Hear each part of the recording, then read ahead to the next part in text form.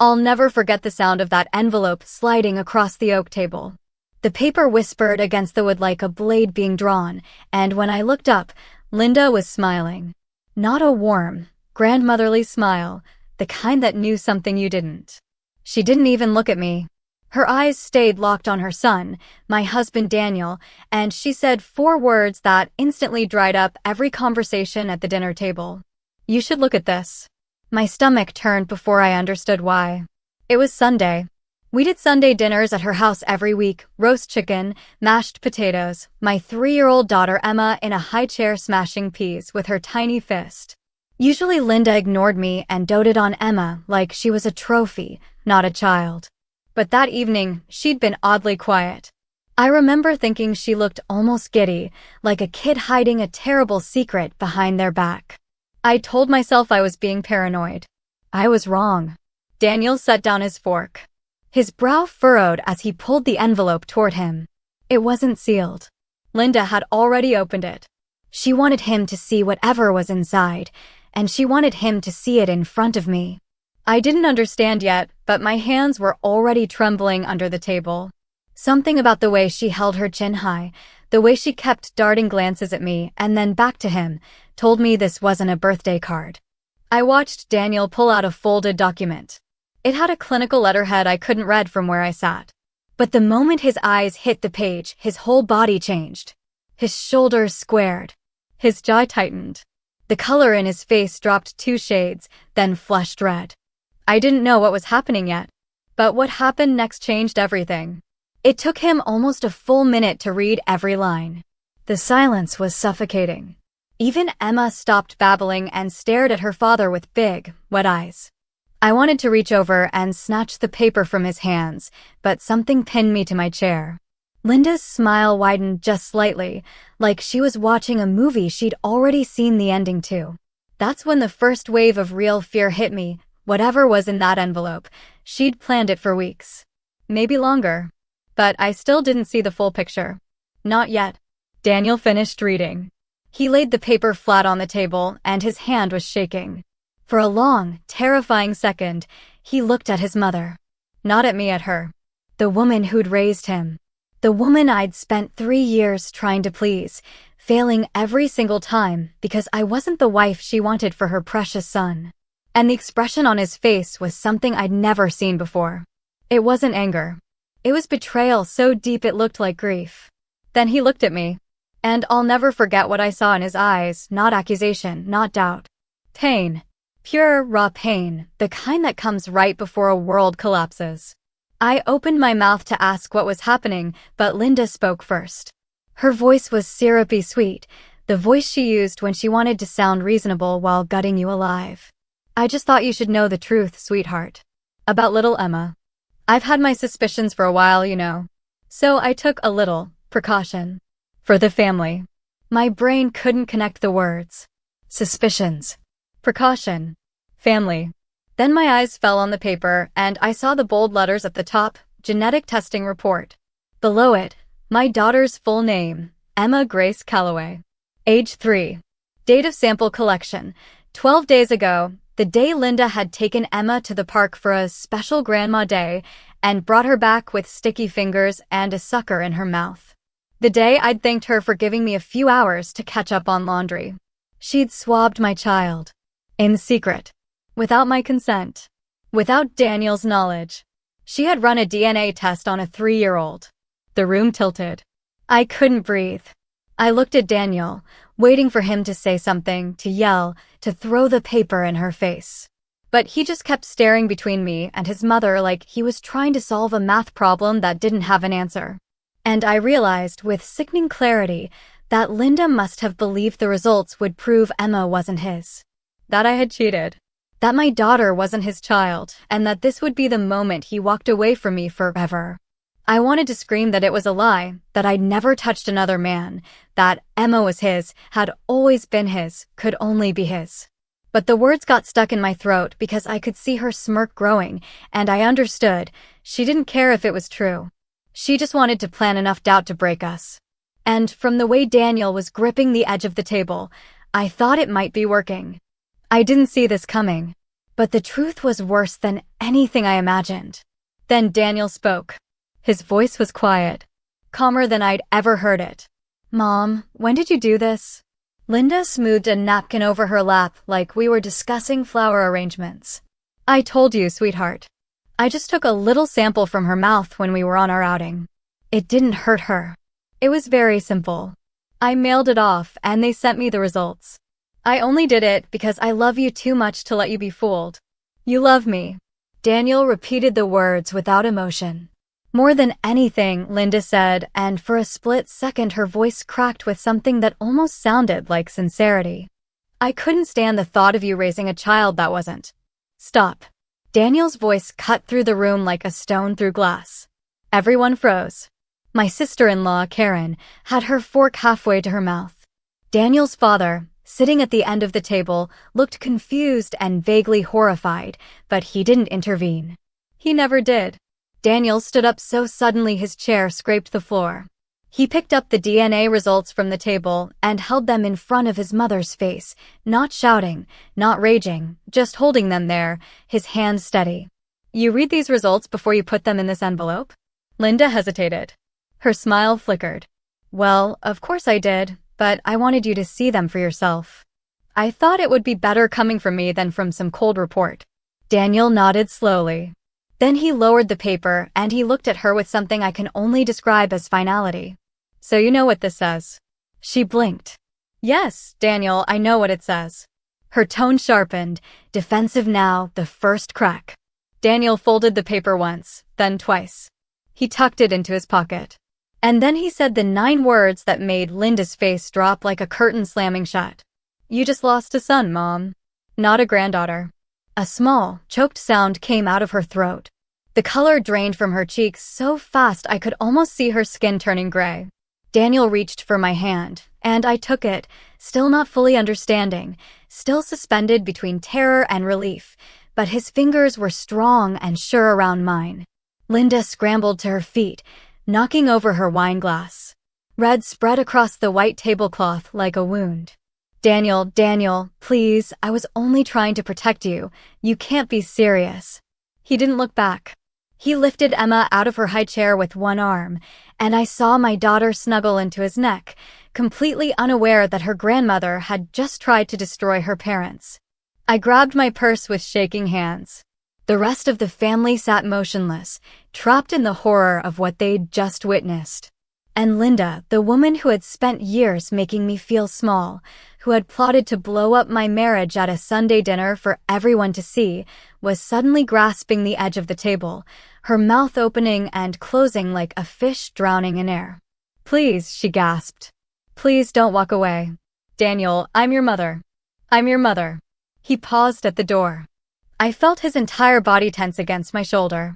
And for one agonizing second, I thought he might turn around and give her another chance. But then he pressed a kiss to Emma's head, and he looked at me, and what I saw in his eyes shattered the last piece of fear I'd been holding. "Let's go home," he whispered. And as we stepped into the hallway, Linda's begging turned into sobbing, the kind of raw, desperate sound you can't fake. The dinner, the family, the carefully constructed life she'd built, it all crumbled behind us. But I knew something she didn't yet. This was only the beginning. What Daniel would do next would burn her entire world to the ground.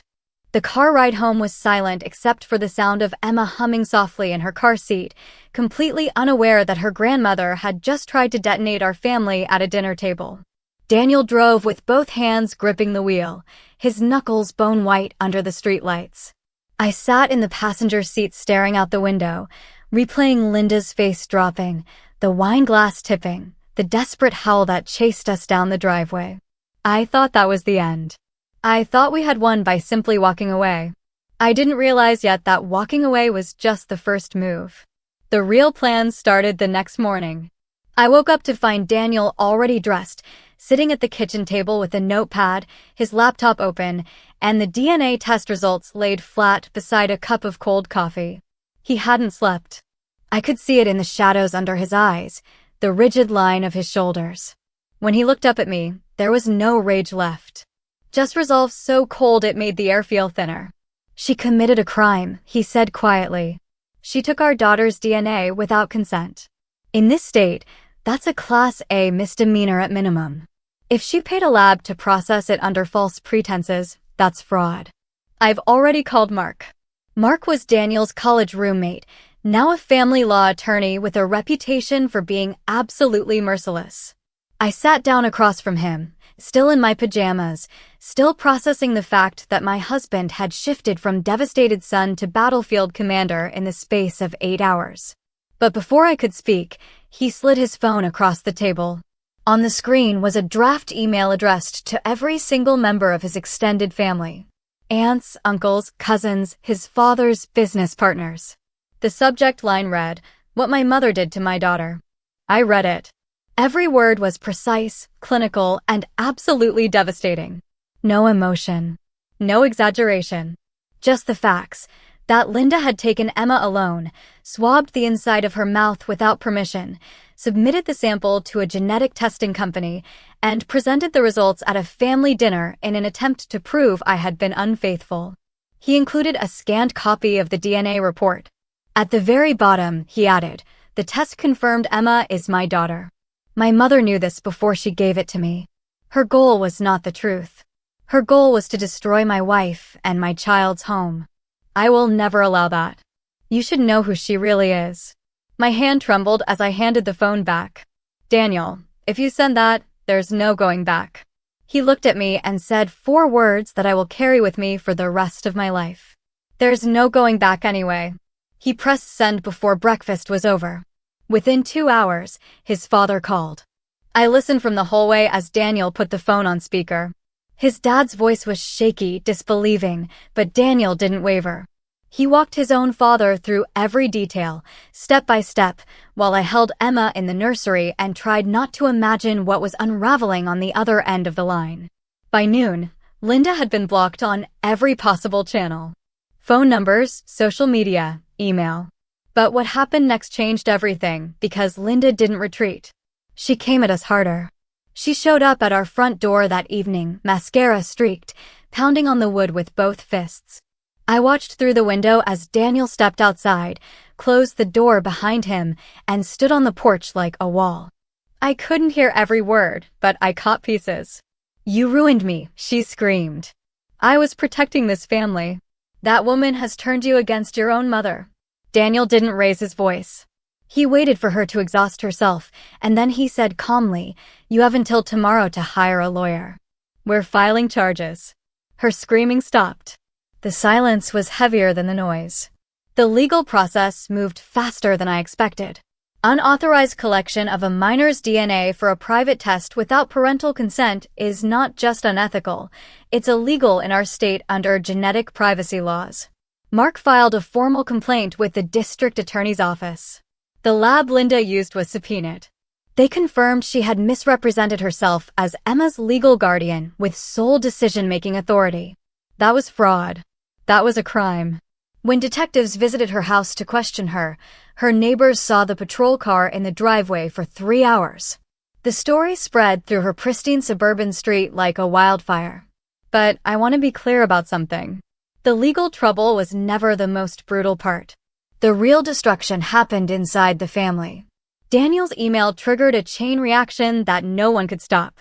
His Aunt Patricia, the matriarch of the family, called an emergency family meeting without Linda. Accusations started pouring out. Cousins came forward with their own stories of Linda's manipulation. One revealed that Linda had tried to break up her son's previous relationship by fabricating evidence of infidelity years ago. Another remembered Linda pressuring her to get a DNA test on her own child because you can never be too careful. It wasn't just me. It was a pattern. A decades-long pattern of a woman who used secrets as weapons and then smiled at Sunday dinner. And then the investigator that Daniel's lawyer quietly hired delivered the blow that buried Linda for good. He found something while digging into her past. Something that had been hidden for over 30 years. Linda had always presented herself as morally untouchable, the perfect wife, the devoted mother who sacrificed everything. But the investigator uncovered a sealed court record from a county she'd never mentioned living in. A paternity suit. From before Daniel was born. It turned out that Linda had accused her own first husband, not Daniel's father, of abandoning her while pregnant. He had demanded proof the child was his. She refused. The case was dismissed, but the record was still there. And when Daniel's father saw it, he realized the timeline didn't add up. He ordered a separate test. Daniel wasn't his biological son after all. I'll never forget the moment Daniel learned that truth. He didn't break. He just sat on the edge of our bed for 10 minutes, staring at the wall. Then he said, "She spent my whole life making me feel like I owed her. And the entire time, she was lying about the one thing she used to control me." That was the moment the last thread holding her world together snapped. Daniel's father filed for divorce within a week. He froze all joint assets. He removed her from the will entirely, legally, and irrevocably. The house she'd decorated like a shrine to her own self-importance was put on the market before she could even pack. Her church group, her charity committees, her tennis club, they all received copies of the same email Daniel had sent the family. Invitations dried up. Phone calls stopped coming. She lost her entire social circle in the time it takes to read a 3-page document. The criminal case moved forward too. She accepted a plea deal that left her with a permanent record, a staggering fine, and 2 years of probation. She was barred from unsupervised contact with any minor, including her own granddaughter. The judge called her actions predatory and calculated.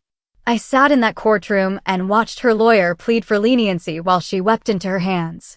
And I felt nothing. Not pity. Not guilt. Just the quiet, cold satisfaction of watching the woman who tried to destroy my family get exactly what she built for herself. And when it was over, when the papers were signed and the house was sold and she was left alone in a rented apartment with no visitors and no future, I finally understood something. She hadn't just lost a son that Sunday dinner. She lost her entire existence. I didn't destroy her. I just stood beside the man who made the choice she forced him to make. She tried to take my daughter's future. So she lost every single piece of her own.